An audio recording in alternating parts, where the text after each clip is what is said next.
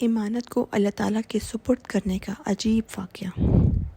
علامہ دمیری رحمۃ اللہ علیہ فرماتے ہیں، بہت سی کتابوں میں یہ روایت دیکھی ہے جس کو زید بن اسلم نے اپنے والد کے حوالے سے نقل کیا ہے۔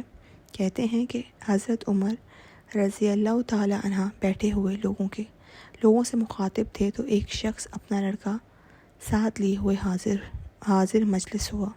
اس کو دیکھ کر عمر فاروق رضی اللہ تعالیٰ عنہ نے فرمایا کہ میں نے نہیں دیکھا کہ کسی کوے کو جو زیادہ مشابہ ہو اس کوے سے، یعنی ایک کوا دوسرے کوے سے جیسی مشابہت رکھتا ہے۔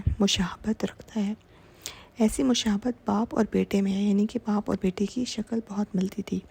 اس شخص نے جواب دیا، اے امیر المومنین، اس لڑکے کو اس کی والدہ نے اس وقت جنم دیا جب کہ وہ مر چکی تھی۔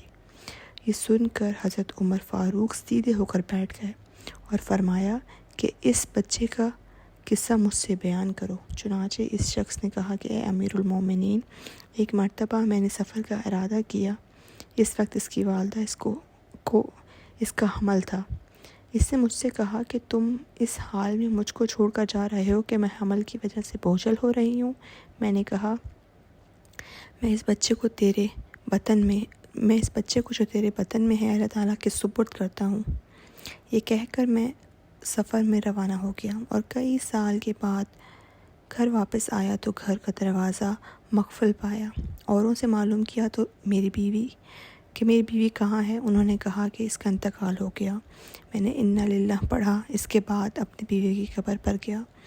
میرے چچا بھائی میرے ساتھ تھے۔ میں کافی دیر قبر پر روتا رہا۔